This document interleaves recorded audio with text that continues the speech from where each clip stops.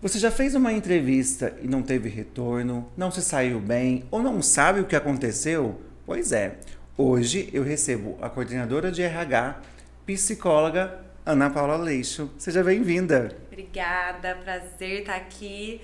Demorou, mas saiu, né? Deu certo, deu certo. Muito obrigado pela sua disponibilidade, né? A gente ajustou as agendas para esse encontro acontecer. Mas antes de começarmos, o que você pode falar, né, desse universo? O que é o recrutamento e seleção para você? Olha, para mim, Ana Paula é a minha vida. Eu escolhi atuar com recrutamento e seleção. Então, para mim, ele tem um peso grande porque eu atuo com isso. Mas eu acho que para as pessoas, e a empresa que eu trabalho hoje, ela fala isso, né? Nós somos a ponte entre um profissional que precisa de emprego e uma empresa que precisa de um profissional. Então, é isso, é ser elo de ligação, é ser a ponte para as pessoas ingressarem no mercado ou fazerem uma transição de carreira. Eu não consigo ver o RH sem recrutamento e seleção, né? Uma empresa sem recrutamento e seleção. Claro que tem outras coisas muito importantes, mas é o começo, né? Exatamente, aquilo que vai direcionar como que vai ser a sua carreira profissional. Então, eu acho que a gente precisa falar muito mais sobre isso, entender mais sobre isso e tirar, às vezes, alguns preconceitos que as pessoas têm sobre a figura do recrutador, do selecionador, os mitos, das agências, né, de recrutamento e dos RHs das empresas. Exatamente. Muito bacana. Mas e essa jornada sua profissional até, né, chegar na sua posição de hoje, como que foi essa construção? Você sempre teve vontade de falar com o RH? Como é que foi esse reconhecimento enquanto carreira? Olha, eu sou psicóloga de formação e eu nunca imaginei trabalhar com RH. A minha intenção no início era trabalhar com atendimento clínico, em escola, alguma coisa assim. E aí quando eu formei lá em 2009... não tinha oportunidade, não tinha emprego, não sabia o que fazer e fui buscar, né? E eu tive uma oportunidade numa empresa em Santa Rita do Sapucaí. Iniciei lá implantando o RH bem sem nada, assim, era uma empresa pequena, em expansão. E aí fui estudar como que faz aniversariante do mês, como que faz pesquisa de clima, avaliação de desempenho, então, como que eu estruturava uma entrevista. Interessante. A faculdade que eu fiz tinha um foco maior de saúde, né? Então, os profissionais não saíam com uma bagagem para trabalhar em empresas. Não tinha perspectiva ainda. É uma vertente da psicologia. Tinha dentro da grade curricular a matéria de recursos humanos, mas ela era muito pequena. Hoje eu vejo que as universidades... Já mudou um pouco. Mudaram muito isso, né? Então, a gente tem instituições que abordam isso com mais veemência, digamos assim. E então eu não conhecia nada. E aí eu fui estudar, fui buscar professores antigos e pedir mentoria, fui fazer alguns cursos. E lá no meu início eu ainda tive algumas passagens voltado para atendimento clínico e infantil, mas a minha trajetória começou a se conduzir em indústria, depois em consultoria, em agência de empregos, trabalhei em agência aqui em Pouso Alegre, tive passagens em empresas grandes, né, inclusive multinacionais, e ao longo aí desses 15 anos de trabalho, eu sei que hoje eu sou uma profissional de pessoas, que trabalha para pessoas e atualmente atuo na coordenação de uma agência de empregos, na coordenação da equipe de recrutamento e seleção, de departamento pessoal, para, como eu falei, trazer aí empregos para as pessoas e retomar a dignidade das pessoas que estão em busca. A gente fala muito sobre isso lá. Então, acho que você teve, na verdade, acho que o RH, essa área de gestão de pessoas que te encontrou, digamos assim, né? Foi. Como eu disse, a faculdade não me preparou para isso. Eu tinha uma curiosidade, mas eu fiz poucos estágios. Hoje as meninas, eu tenho pessoas novas que trabalham comigo, eu recebo muitos currículos de psicólogos em formação, e a gente dá essa oportunidade na minha equipe. Para entender o que é esse universo, né? Para entender exatamente como que é o trabalho. E eu tenho uma antiga estagiária, hoje ela é analista, ela é ótima, a gente troca muitas informações, a Isadora, inclusive, um beijo, você vai ver.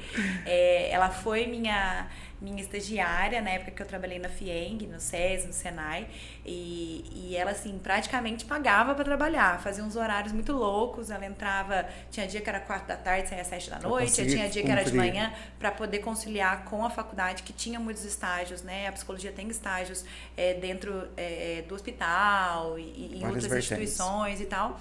Então, e quando eu saí, ela se tornou assistente, eu já era analista, ela saiu, entrou no meu lugar como assistente e já teve várias progressões, está como analista lá até hoje.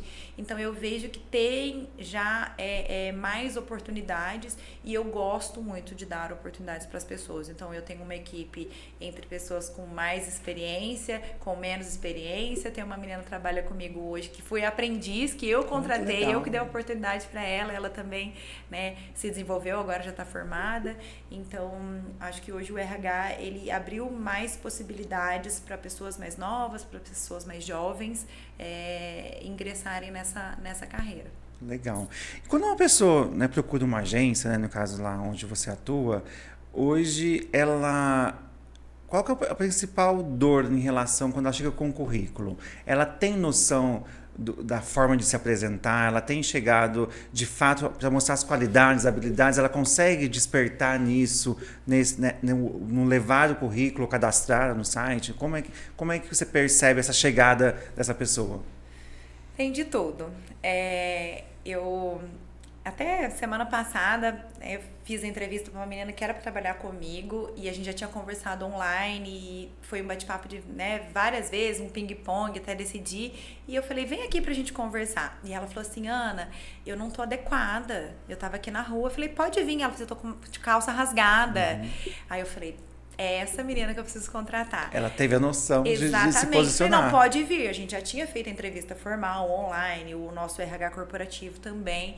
E aí eu conversei com ela e ela chegou, assim, tava de camiseta, uma pessoa que tá de férias. Tá no seu dia a dia. Camiseta, calça jeans, sandalinha. Eu falei, tá tudo bem. Então, eu noto que as pessoas às vezes não têm essa percepção. Quando você está, e muitas vezes, como eu já trabalhei em outras consultorias, né, a pessoa vai levar o currículo e a gente segura a pessoa para entrevista, tem as pessoas que falam, nossa, mas eu vim só entregar e eu não estou preparado para uma entrevista, porque eu não estou vestido adequadamente. E, ao mesmo tempo, a gente tem pessoas que chegam na entrevista de qualquer jeito, sem se preparar para aquela atividade. Eu costumo dizer assim, quando eu já dei treinamentos de como elaborar o currículo e participar de entrevistas, eu falo assim, a gente não vai de terno na praia, nem de biquíni na missa. Né? Então tem essa coisas relação, adequadas, né, para você fazer. Então tem um limiar de até onde você pode ir. É claro que eu fazia entrevista há muito tempo atrás com equipe para instrutor de lazer e esportes, o cara que vai atuar na academia, que fazia ginástica laboral. Ele não vai vir de terno. E eu nem esperava, porque quando ele vinha de terno, eu falava, esse cara como assim, né? Veio de camisa e calça jeans. Então, normalmente, ele tava lá de calça de tectel, de camisa dry fit. Eu falo, esse é o cara que trabalha com isso. Então, ele está adequado. Faz parte do universo dele, né? Mas eu não vou fazer entrevista para um gerente que venha de camiseta, de bermuda, né? Então, claro que hoje a gente não quer que as pessoas estejam engessadas e tenham uma postura formal o tempo todo. Mas as meninas que trabalham comigo e relatam às vezes, elas fazem muita entrevista online. Pelo WhatsApp, que facilita muito. A gente faz entrevistas mais rápido ali, já vê, né? De pessoas que estão fora da cidade, mas você mandou o WhatsApp com o seu currículo para você ir até o lugar, agendar e ter que pagar o transporte, tem que se arrumar, né? Sim. Tem um tempo de deslocamento, a gente faz online. E aí, esses dias, uma das meninas falou assim, Ana, o rapaz estava fumando na entrevista. Então, assim, dá aquela percepção que ele não está ali, ele não se preparou para. Pode ser um reflexo de um nervosismo, de alguma coisa assim? Pode. Mas em 5 minutos você não ia morrer se ficar sem fumar. Exatamente. Então, e aí tem quem a gente chama para entrevista, ele tá deitado, relaxado, na cama, né, sem camisa. Então, são comportamentos que, ok, que o online nos ajuda muito, mas minimamente você se prepara, você se organiza para aquilo. Porque eu acredito, eu falo muito nas aulas, né, que a gente fala para os alunos, às vezes assim, mas é meu estilo. Seu estilo é seu estilo, a empresa tem um estilo dela. E aí, não é um sentido de obrigação, de obrigatoriedade.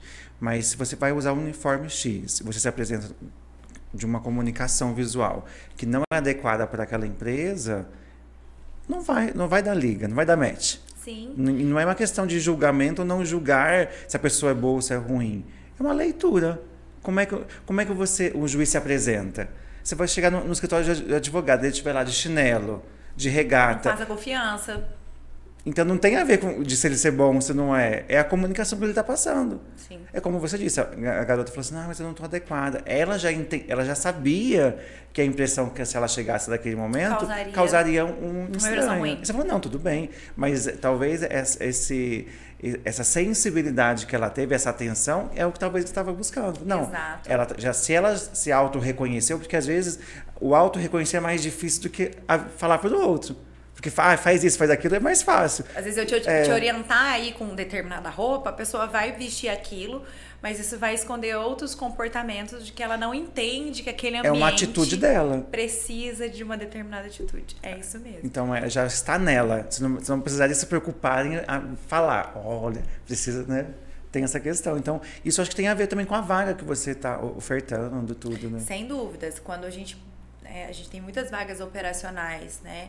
Então, até nos treinamentos eu já falei, eu preciso ir com uma roupa X ou Y. Olha, você precisa ir adequado ao momento. Se você vai fazer, por exemplo, vai lá na empresa, tem mais pessoas, pode ser que você faça uma dinâmica, pode ser que você tenha que percorrer uma certa distância lá do estacionamento até a sala, né? Às vezes está muito calor, você transpira mais, você fica mais nervoso. Então, uma roupa que seja adequada e confortável, normalmente. Calça comprida, uma blusa que não seja, né, para as mulheres muito decotada, para os rapazes sem manga, né? Porque as empresas normalmente têm esse tipo de dress code. Não é permitido entrar com regata, com chinelo, com camisa de time. A gente aprende isso lá na integração. Legal você falar isso do dress code.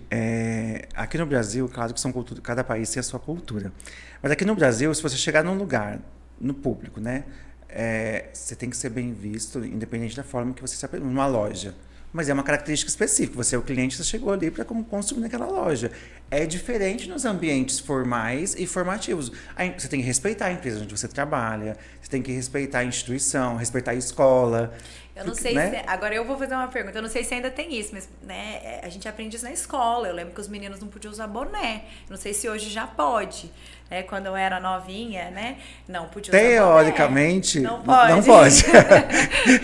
Mas não poder fazer tá distante. Tem mas essa questão do respeito. Eu dei o exemplo do terno na praia e o biquíni na igreja, porque é incompatível com aquele ambiente.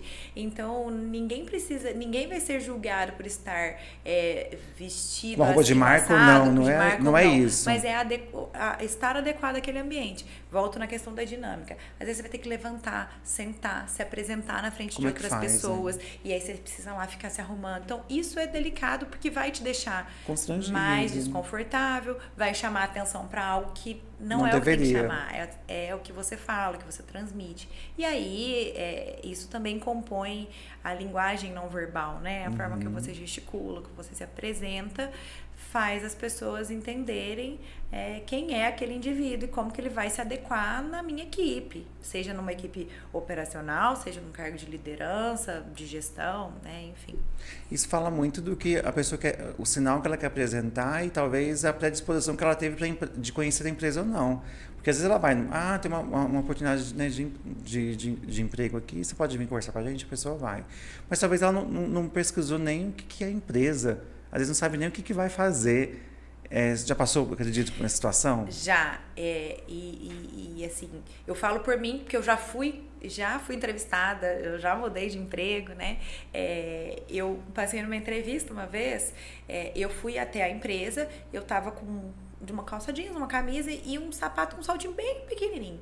E aí, no meio da entrevista, claro, vaga de RH e tal, e aí no meio da entrevista, o meu antigo gestor, ele foi meu chefe, depois ele falou assim, olha, eu acho que você tá muito bem vestida, mas aqui a gente usa calçado de segurança, bota o tempo todo, camiseta, pra você tudo bem? Eu falei, não, imagina, pelo contrário, eu até gosto. Vou mais tranquila, e né? uso muito hoje camiseta no trabalho, tênis e tudo mais.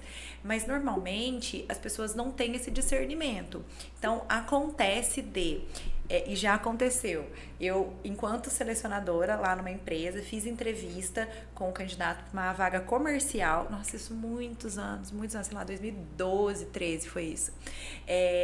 E aí o gerente comercial fez entrevista com esse rapaz e ele ia passar na última etapa com o diretor, né? E aí ele falou assim, Ana, dá um toque nele, porque eu achei que ele veio assim um pouquinho desarrumado. Então, assim, a camisa meio amassada. Então, ele não estava inadequado para o ambiente, estava de calça, camisa, tênis, mas passou uma impressão de meio cansado, digamos assim. E aí, eu falei com ele. Falei, olha, você vai passar para a próxima etapa. E aí fiz todos os, né, era por e-mail que a gente mandava na época, né? E aí, cuidado com postura, vestimenta, dress code da nossa empresa. E reforcei. E deu tudo certo, ele foi contratado, ficou um tempão. Ele entendeu a mensagem. Então sem aquele mimimi, nossa, que tá me ofendendo, exatamente. Uma coisa do tipo, né? Então, hoje, para as pessoas operacionais, normalmente a gente já, quando faz a primeira etapa conosco, seja online ou presencial aqui na agência, a segunda etapa na empresa, a gente comenta. Não é permitido, sapato aberto, camisa regata, comparecer de calça comprida. E não só postura, blusa porque a questão de segurança também, principalmente nas indústrias, né? Não dá para você ir como você vai. Não é uma festa que você está indo, né? Então tem que saber essa questão. E sabendo que você vai chegar lá depois e vai ser dessa forma. E você vai ter EPIs, uniforme, às vezes de manga comprida, e é quente, a gente sabe de tudo isso. E faz parte do processo. Mas o ambiente vai exigir pela sua própria segurança, como você falou. Você falou do dress code, eu lembro que eu recentemente fiz uma viagem e, diferente do Brasil, né, da forma que o cliente tem o direito do acesso, o nosso formato, lá é muito nítido o dress code. Se você chega no ambiente, você é olhado no sentido, pode entrar, não pode entrar. E não é de ser arrogante, não é arrogante. Faz parte da cultura e você segue aquele padrão. Se você não estiver adequado, você não entra no ambiente. Ah, mas eu vou pagar. Não, muito obrigado. Você não vai entrar. Às vezes não é sobre só pagar. Não é só, justamente não é essa relação. Não é o dinheiro ou o poder, é um conceito. Tem algo que é muito importante aí para os jovens. Piercing. A gente tem muitas empresas alimentícias, químicas, farmacêuticas. Então, não pode, né? Esses adornos é um risco para a pessoa. Né? A aliança é super fácil, todo mundo tira aliança e colares, porque pode agarrar na máquina. Ah, o meu brinco não cai, meu piercing não sai. Será?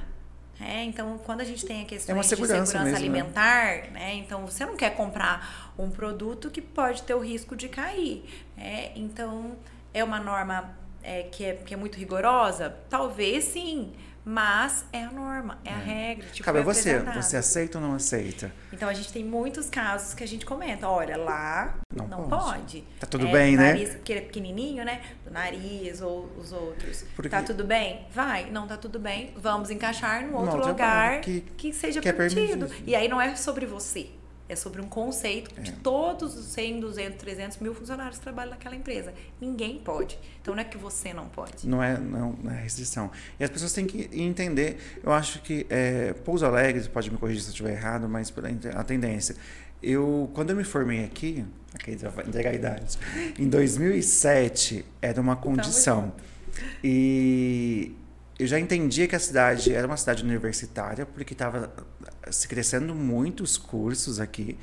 Então, a cidade já estava meio super lotada de profissionais formados, uns com mais experiência, outros nem tanto. E eu fui embora, né, segui a minha carreira e desenvolvi. Quando eu volto para cá, hoje teve um boom das indústrias. Não tinha essa fartura de empregabilidade que nós temos hoje.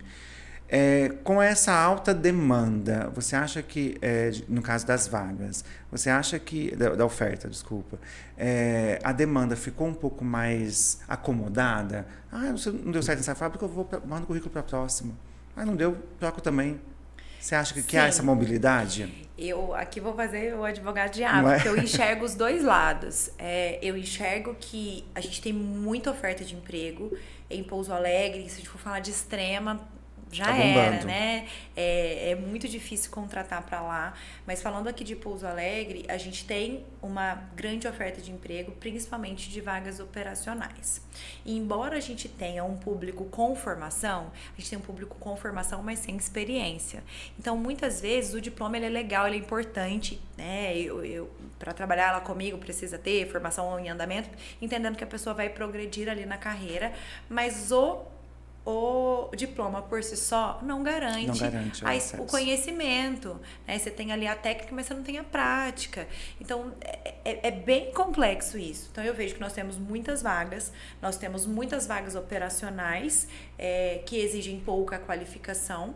E aí nós temos pessoas que talvez não estão mais interessadas nesse tipo de vagas, e eu entendo, eu concordo, eu vejo a evolução de muitas pessoas que trabalharam comigo, que eu já contratei, que hoje são gerentes, mas eu vejo que eles começaram lá como auxiliar de produção, né? Como auxiliar de logística, falar, fulano batia a caixa, hoje é gerentão de um grande CD aqui. Sou eu na vida. Então, a pessoa teve essa progressão, e foi a experiência, a postura, o conhecimento, a disponibilidade, foi uma série de coisas que fez ele sair de auxiliar de produção para ser gerente. Então, hoje, a gente tem muitas vagas exigindo pouca qualificação, ou ensino médio somente, e a pessoa precisa ter constância. E aí, o que acontece? Em 3 meses, a pessoa acha que aquela vaga já não faz mais sentido, que o trabalho não é legal, aí tem problema com o gestor, aí tem problema com o colega, aí o uniforme, aí o refeitório. Então, eu tenho algumas insatisfações, porque nós somos seres insatisfeitos da humanidade, por natureza, né? E ele não tem muita paciência.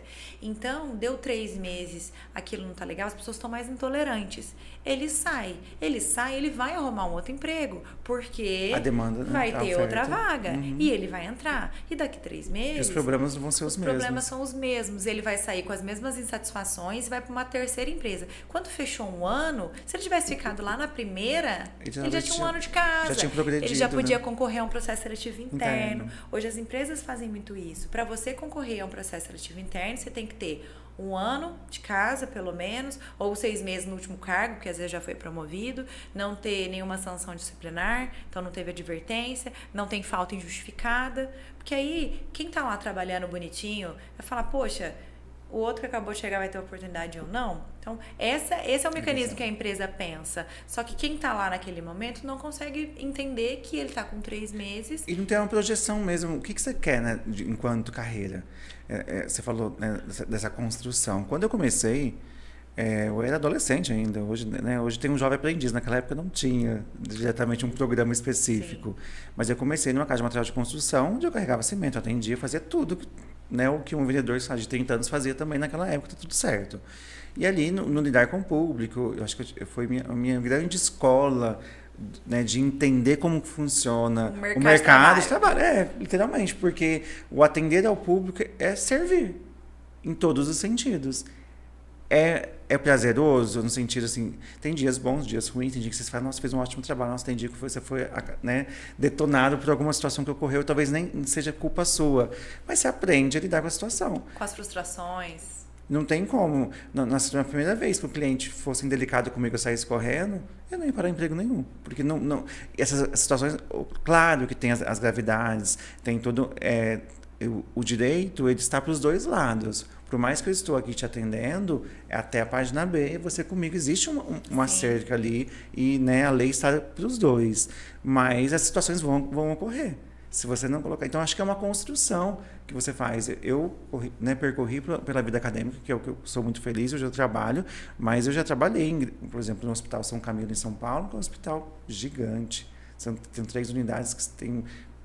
na época, acho que mais de 3 mil funcionários, uma coisa muito grande nas proporções. Você entende que existe uma evolução, uma construção de carreira ali.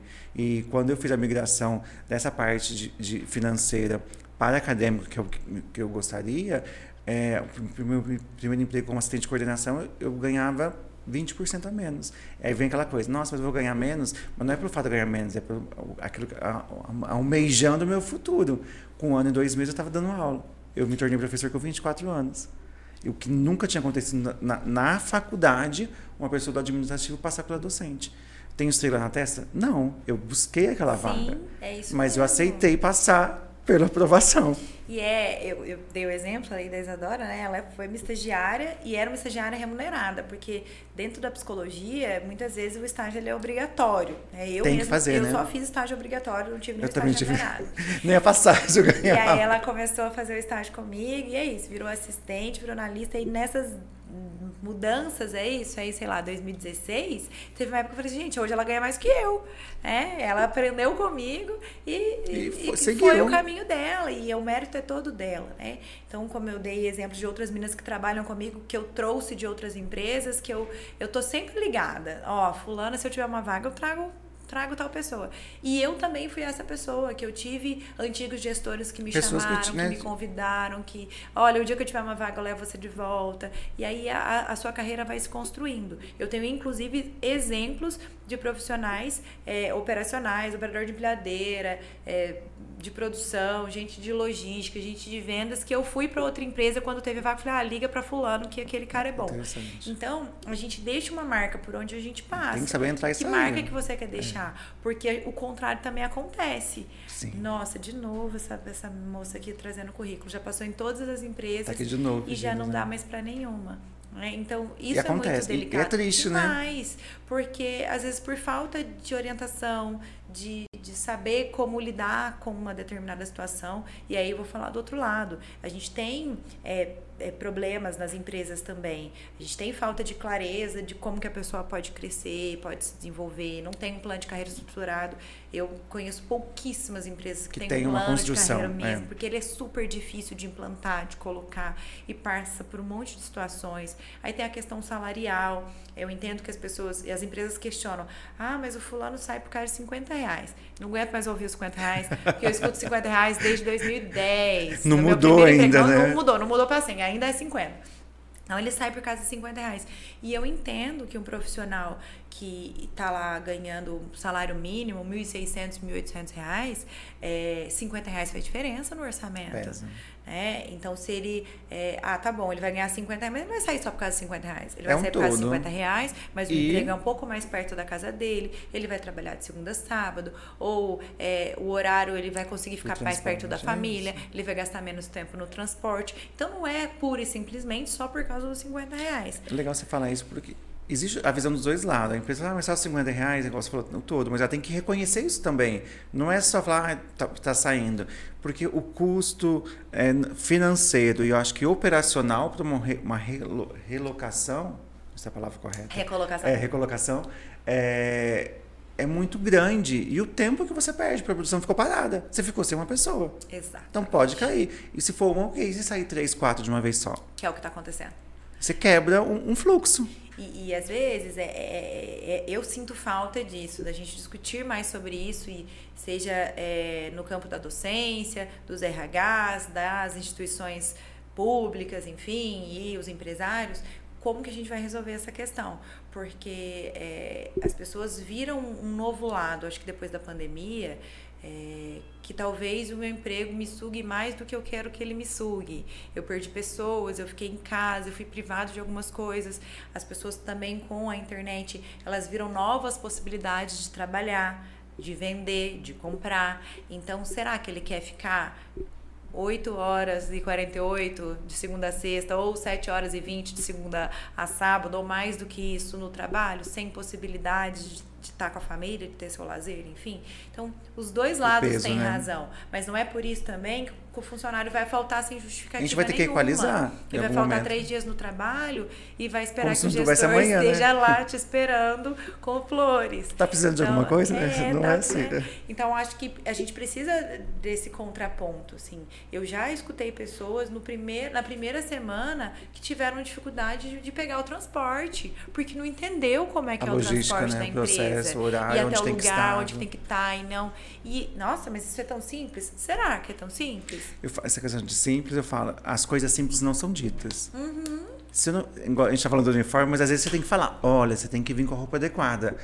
é uma coisa que se espera que tem, mas quando você chega numa sala lá com uma seleção com 10 pessoas, acredito que umas 3 ou 4 estão inadequadas. Exato. Então eu preciso explicar o que é adequado. Se for o caso, eu preciso escrever o que é adequado. Fala o que você precisa. Ó, o ponto é esse, você tem que instalar no mínimo tal hora horário, e aguardar tal horário que vai passar. Senão você entra em contato aqui, ou você dá um jeito, né? Mas aí, entre os muitos que perdem o ônibus, ou que não vão, porque realmente não conseguiram, também tem outros muitos que não foram. E aí desistiram. Então a gente tem os dois lados. Tem um funcionário, aconteceu já recentemente, assim, uma empresa tem uma gama de exames muito grande. Exames clínicos, exame que laboratorial. Exige, né? E aí ele tinha diversos exames pra fazer. E aí ele manda assim, pelo amor de Deus, manda áudio. Pelo amor de Deus, nossa, nunca vi tanto exame assim. Eu já trabalhei em um monte de empresa, nunca teve tanto exame assim. Mas é porque tem algo muito vaga, grande por trás. O CBO, que tudo fala, isso. né? No programa de saúde médica, os riscos. E hoje cada vez mais está pegando mais, não é aquele negócio, só medir a pressão vai embora. Não é. Hoje não existe praticamente essa simplicidade. Né? Até porque as legislações mudaram e a consciência das empresas também para a saúde do trabalhador. Porque se ele não estiver com a saúde em dia, vai acontecer alguma coisa, vai impactar lá na frente. A saúde dele. Sim. E aí é importante, lembrei aqui agora, normalmente, como a gente acompanha, hoje eu trabalho tanto com funcionários temporários. Você faz folha também lá? Que a gente contrata por nós, registra e faz a folha de pagamento e tem só o recrutamento e seleção. Quando são temporários, a gente acompanha mais de perto. Sim. E então a gente recebe, às vezes, que ele não foi aprovado no exame. Quando é só recrutamento, a empresa que vai fazer, às vezes não chega pra gente. Mas aí, o funcionário, normalmente a gente pergunta, tá tudo bem com a sua saúde? Você toma algum medicamento? Você toma algum... Não, tá tudo bem, tá tudo ótimo. E tudo bem se você fizer algum uso de medicamento. Aí chega lá pra fazer o bendito do exame, vai medir a pressão, vai fazer exame de sangue. O médico vai perceber. Não toma o remedinho da pressão, porque fica com medo de aparecer alguma coisa. Vai lá em cima. Aí o que tem que fazer? Voltar 3 dias depois. Então, às vezes, pelo medo, né, de não dar certo, omite certas informações. Não que seja bom, mas acaba sendo trivial a pessoa... Né, tem a pressão normal, hoje as pessoas têm, toma seu remédio e tá tudo certo. Tá tudo certo, isso não vai te impedir de trabalhar. Você usa óculos, você usa lente, tem que avisar, olha, eu tô de lente, olha, eu uso óculos. Aí a pessoa vai sem óculos, sem lente e você pode fazer um teste e não consegue executar. Não consegue executar. E aí não é aprovado porque tem é algo que é corrigido. Então, acho que falta, e eu falo com as meninas, olha, orientem. Então, principalmente quando a pessoa já falou que tem alguma questão, tem locais, por exemplo, que se você tem a pressão mais alta, o lugar é quente, você não pode atuar naquele momento, naquele setor, e você pode ser remanejado para outros setores. Então, os dois lados estão com dificuldade. As pessoas que querem oportunidades melhores, empregos melhores, e a empresa que quer profissionais melhores, mais capacitados, mais consistentes. E essa chegada, né, que você percebe essa pessoa que talvez não tenha tanta instrução, como às vezes ela tem a formação, ela, né, tem ali uma faculdade ou um curso, mas na prática ela não tem a execução e ela não tem aquele time, sabe? Eu preciso disso para isso. Não tenho experiência, mas a gente chega para você, eu tenho disposição, sou uma pessoa proativa, quero aprender, se você me der uma chance, eu vou desenvolver. Ela se coloca à disposição, mas tem gente que não nem se apresenta, não dá nem essa oportunidade a ela mesmo, né? E ela fala, não fui chamado. Quando eu formei, eu lembro, né, psicóloga, a gente teve uma reunião lá no Conselho de Psicologia para entregar a carteira de psicólogo e tudo mais, e aí eu lembro que eles passaram uma tabela, tipo uma tabela salarial, quanto que deveria ser uma média do salário para quem atua 10 horas, 20 horas, 30 ou 40 horas, porque a psicologia, né, em instituições tem essa possibilidade. E aí eu saí de lá, né, depois da minha faculdade, paga, belezinha. Falei, tá bom, tenho essa pretensão. Vai. Tipo assim, teria que receber mais do que eu paguei na faculdade. A ideia seria essa. Mas não foi isso que aconteceu. Eu fui fazer trabalho voluntário, eu fui trabalhar por bem menos do que eu achava que era justo na época, mas eu não tinha nada a oferecer, eu tinha só um diploma e um trabalho lá no escritório do meu pai, né? Então não era administrativa, não tinha nada de psicóloga nem de RH. Então eu fui estudar, eu fui fazer curso online, eu fui fazer cursos pagos, né, em instituições no Senai, no Senac, que nos ajudam aqui, né, com no cursos. geral, os cursos profissionais, eles te dão uma vivência de mercado. Exatamente. E aí o que eu digo para as pessoas você vai chegar lá, né? Você vai conseguir. Se você é engenheiro, se você é nutricionista, se você é assistente social, fisioterapeuta, enfim, você vai chegar. Só que para você chegar, você precisa entender onde você está. Então, nós recebemos muitos currículos de pessoas recém-formadas que não fizeram nada de estágio. Então, ele vai precisar ingressar numa vaga auxiliar. Não é porque hoje, na regra, digamos assim... Já seria um analista, um técnico. Já seria um analista, exatamente. Então, o que a gente tem, né? Sei lá, auxiliar, assistente, analista, coordenador. Então, o auxiliar é alguém que faz atividades muito básicas, sem muita qualificação. Que não demanda uma... A gente vai pegar um ex-jovem aprendiz, uma pessoa de 18 anos que tem ensino médio, que vai começar a faculdade. O assistente já é alguém que está estudando. Claro que acontece de ter alguém que já formou e ainda é assistente, sim, porque tem outras habilidades que a pessoa precisa ter. Mas, via de regra, o assistente é alguém que apoia a atividade de mais complexidade, tem suas responsabilidades. Mas não tem aquele peso de decisão. Não tem peso de decisão. Então, é o cara que está na faculdade, e aí você está trabalhando ali num cargo menor e isso a chance que tem de se apresentar enquanto profissional, exatamente. Né? E aí o analista é a pessoa, e aí tem júnior, pleno e sênior, é a pessoa que já toma decisões, já apoia coisas mais estratégicas. Aí o júnior é que faz com ainda mais dificuldade, que tem erros tem mais pedir permissão, comuns, tem que estar apresentando trabalho. O pleno é que faz com tranquilidade, então consegue resolver problemas, né, já pouco mais complexos do serviço. Tudo mais. E o sênior é o cara que vai ensinar essa galera toda, de certa forma. Não é que ele tem essa função de ensinar, mas é alguém que demonstrando o trabalho por tudo que ele já fez. Então, entender essa progressão, e aí eu vou falar a mesma coisa no operacional. O cara que é auxiliar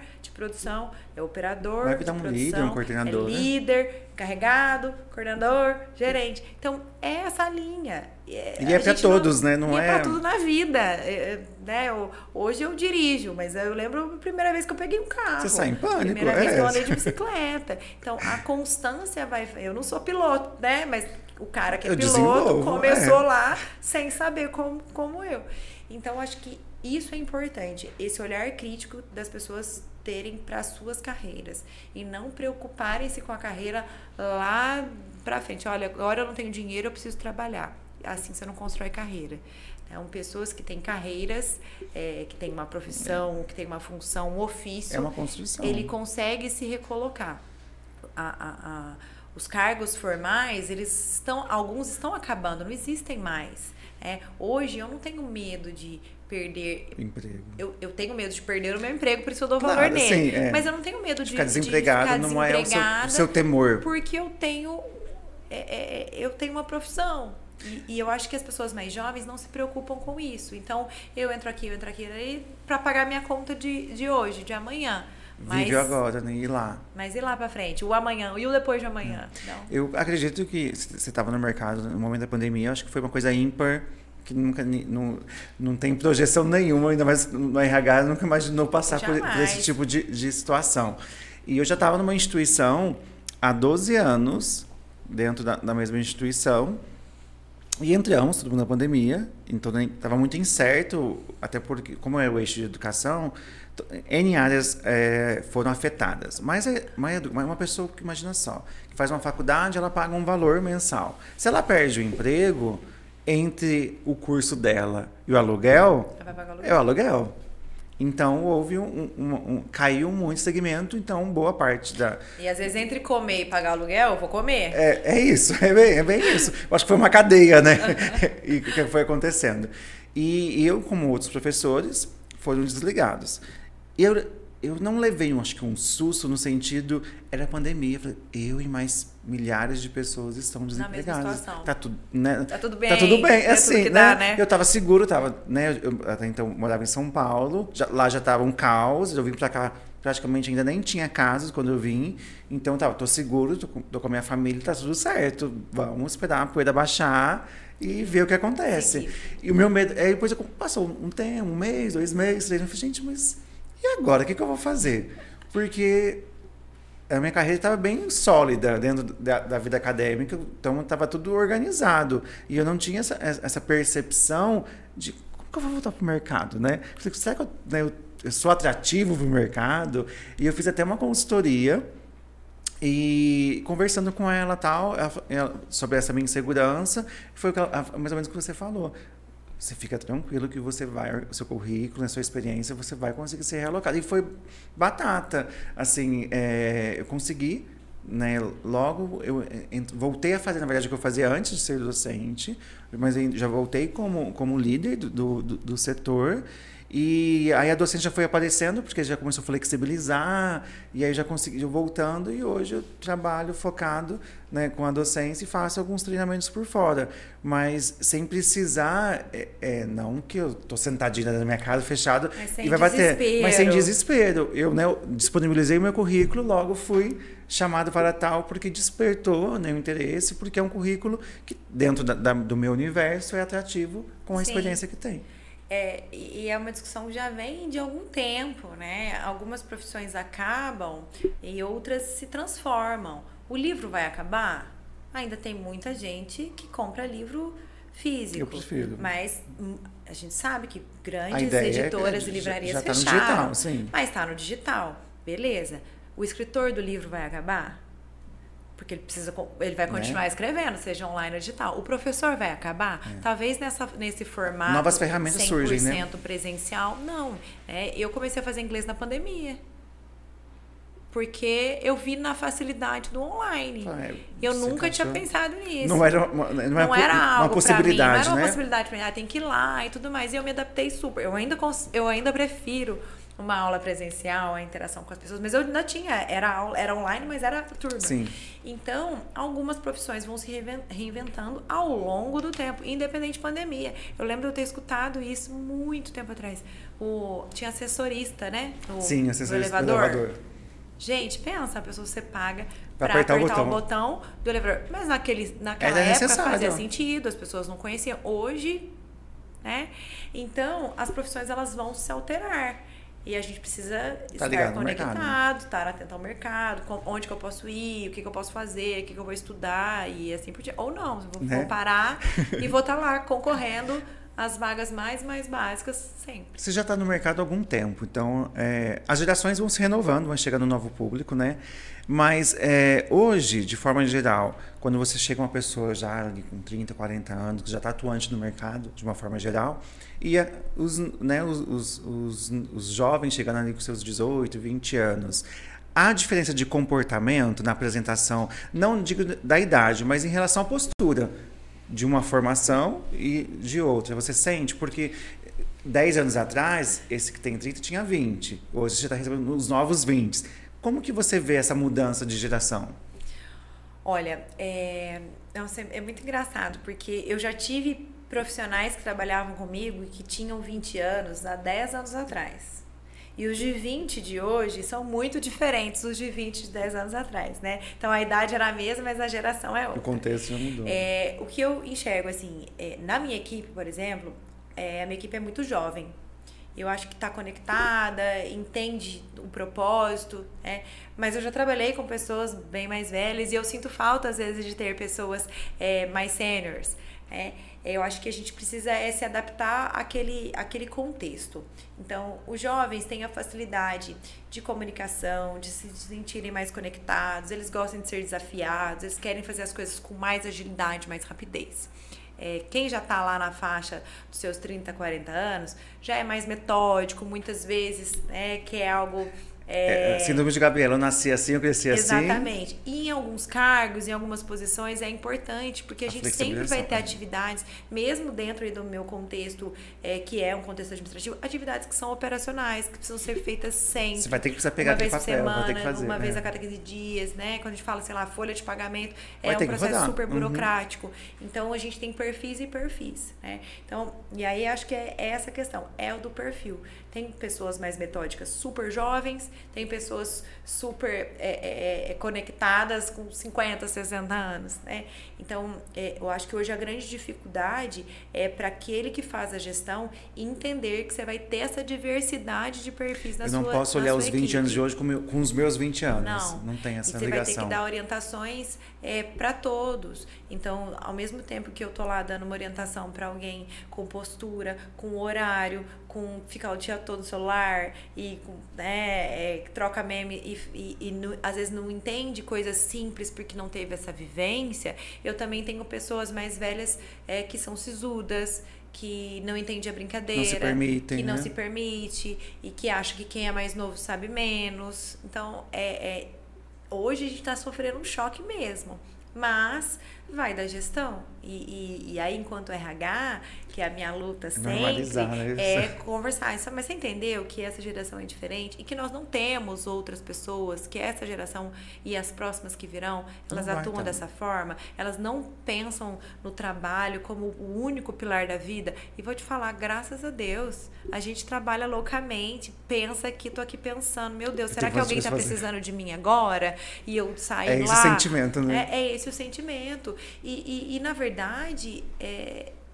talvez venham pessoas, né, e profissionais um pouco mais relaxados, um pouco mais livres que tiram um pouco o pé do acelerador, que consigam ter uma vida mais tranquila, e mais feliz trabalho, né? E entregar o trabalho como trabalho. Então, e aí a gente volta lá no perfil da empresa. O que é essa empresa busca? O que ela quer, que essa empresa quer?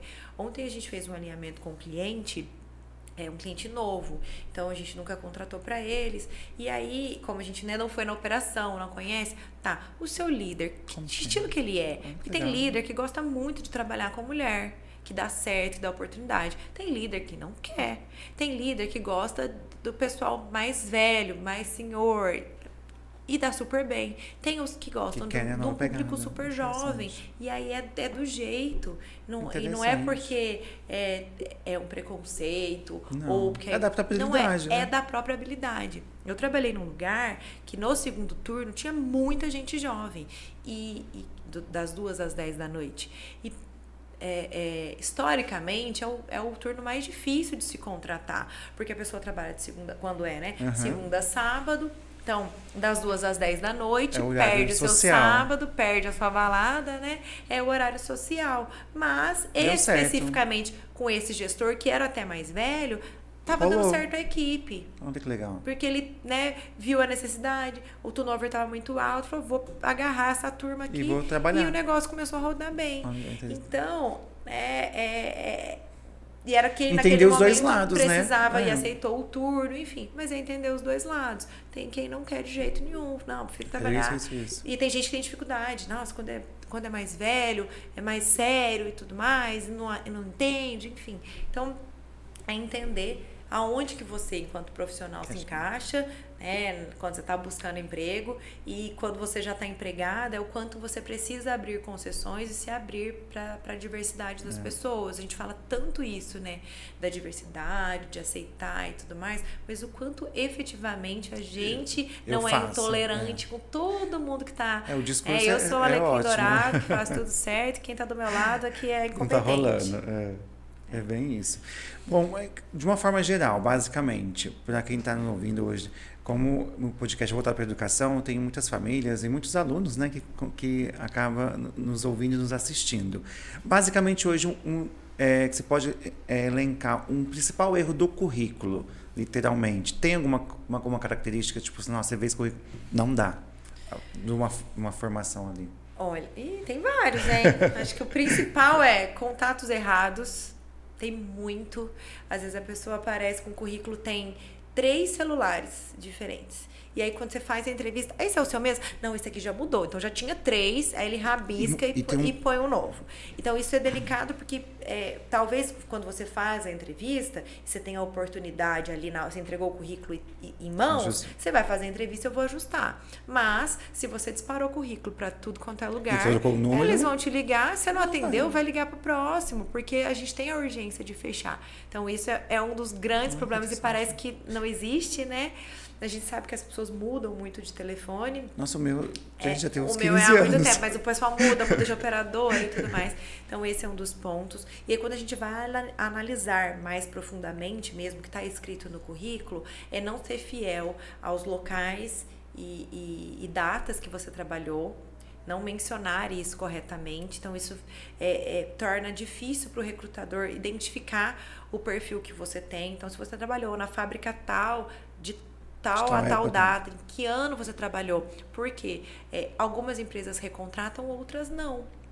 Então, se você trabalhou lá há mais tempo, talvez as coisas não dão. Mas se você trabalhou lá há 6 meses, a empresa até por questões legais não vai te contratar. E aí, entrando nisso, as pessoas colocam, às vezes, apenas as 3 últimas experiências. Depende. Se você migrou de uma área para outra, talvez as últimas 3 experiência saiu do operacional, foi para o administrativo.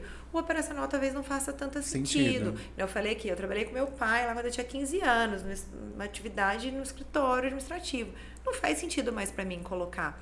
Mas, em alguns locais, quando a pessoa coloca só as 3 últimas oportunidades... Você não tem dimensão de quem ela profissionalmente, ele fez? né? Onde ele trabalhou? Ou mesmo, às vezes eu tenho uma vaga para uma empresa, quando ele chega para fazer entrevista, então, essa vaga específica era para a empresa tal que você já trabalhou. Perde o tempo da pessoa e o nosso. Mas eu acho que as pessoas... daria um outro podcast falando sobre dicas, isso, como elaborar. Mas eu acho que as pessoas, elas se esquecem que quando você se apresenta no currículo, a pessoa não está te vendo. Então, eu já recebi muitas reclamações e colegas minhas falam, nossa, eu era perfeito para a vaga e eu não fui chamado. E aí, quando eu olho o currículo, eu falo, então, mas o seu currículo não tem nada a ver com nada a ver com o que você faz, com o que você é. Então, ele é seu espelho ali. Então, você precisa dedicar um pouquinho mais de tempo. O que você fez? Quais atividades você executava? Tá bom. É muito simples entender que o operador de caixa no supermercado, a gente sabe o que ele faz. Mas muitas vezes está lá, papelaria do João. O que você fazia na papelaria do João? Estoque, atendimento de pessoas, telefone, fechamento de caixa, atendimento telefônico. Atuei como babá. Não, limpava. Coloca. Babá, né? Entendi. Funcionário de fulano de tal, cuidadora de idosos, no lugar tal. Então, a gente quer contratar pessoas nos mais variados cargos que queiram trabalhar. Então, quando eu olho um currículo que a pessoa demonstrou que ela teve interesse em fazer, então, teve uma vez, nós contratamos uma pessoa, o currículo dele era escrito à mão. Sério? À mão. E assim, eu imaginei o quão humilde era aquela pessoa. Talvez tenha doloroso ela escreveu o nome, CPF, e a gente contratou essa pessoa. Porque eu olhei e falei, cara, deixa eu conhecer. Eu percebi, é uma pessoa humilde. Não tem computador, não tem, né? Mas vamos ver, quer trabalhar, tem interesse. Né? Então... É quase praticamente assim, não se existe, né? Não tem mais isso. Né? Então, ao mesmo tempo que eu recebo um monte de currículo rasurado e falo, parece que não tem cuidado nenhum. E a carteira também. Hoje em dia a carteira é digital, mas lá atrás, que era a carteira... Toda capenga, né? Nossa, eu falo, gente, se a sua carteira profissional tá assim, imagina a sua vida profissional, né? A minha carteira, eu tenho 2, tá lá quietinha, bonitinha, em casa, que hoje não usa, mas... dava a impressão assim, eu não me preocupo com isso, eu não me preocupo com esse documento. E aquilo é uma percepção. Até porque é muito rápido o encontro que você tem com aquela pessoa, aquele momento. Então, todos os sinais são válidos, positivos e negativos. Né? Você está passando uma comunicação. E você vai passar você deixa uma mensagem. E qual a mensagem que você está deixando? Né? E aí tudo vai depender de quantos concorrentes você tem. Porque não quer dizer que você seja ruim ou despreparado. Mas, às vezes, eu tenho 10 vagas e 3 candidatos. Né? Então, a probabilidade de se aprovar todo mundo e sair caçando é mais. Às vezes, eu tenho uma vaga e 10 candidatos. E aí, por onde vai as eliminações? Eu entendo que quem é reprovado, muitas vezes se sente, nossa, mas o que aconteceu? E a gente não consegue dar um feedback para todo mundo. Mas são nesses pequenos detalhes. Esse tem experiência, esse tem conhecimento, esse tem um curso tal, mas esse tem esse outro curso também. Já fez mas isso, esse aqui já trabalhou numa empresa concorrente que trabalha igual a gente. Então, são pequenos pontos. É uma análise, literalmente, né? Exatamente. Muito bacana. Bom, Ana Paula, a gente está caminhando para o final da nossa entrevista.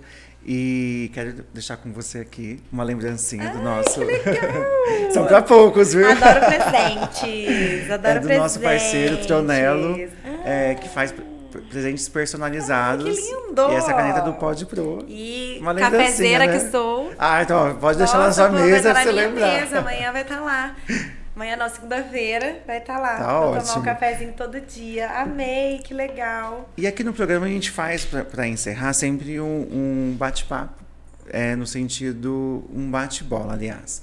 Vou falar uma palavra e você fala aquilo que... Marília Gabriela. Mas a ideia é minha, tá, aqueles? Quase que não é, né? Ali uma cópia. Mas vamos lá. Profissionalismo. Abre portas. Certo. Formação. É muito importante, mas hoje já está sendo dispensável. Soft skill ou hard skill? Soft skills. Bacana. E Ana Paula, por Ana Paula? Uma pessoa apaixonada por RH, por pessoas, que quero melhorar o meu mundo, o meu ecossistema. Então, eu sempre tento levar mensagens voltadas para a carreira, para o trabalho, para dizer assim, dá para fazer, sempre dá para fazer mais. Legal. Mediante tudo que a gente falou, o que você poderia deixar, assim, rapidamente para as pessoas que estão nos vendo agora, uma dica, né, ou um conselho sobre quem está procurando emprego? O que ela, né, precisa ter em mente quando ela vai procurar uma vaga? Não desista. Acho que as pessoas se sentem frustradas. Quem está realmente procurando e está com conta atrasada e precisa trabalhar, fala, meu Deus, ninguém me chama. Então, eu acho que não desista, tenha constância. Eu já estive desempregada há muito tempo atrás. Graças a Deus eu não passei muitas vezes por isso. Eu sempre saí para ir de um lugar para outro. Mas às vezes a pessoa fala assim, mas eu mandei um monte de currículo hoje. Eu falei, mas quantos currículos você mandou? 10. 10 não vai adiantar, porque você está mandando no e-mail errado, as pessoas não estão vendo. Então, você acha que você fez muito e outras pessoas estão talvez 50. Outras pessoas estão fazendo mais. Então, não desista, tenha rotina até para procurar emprego.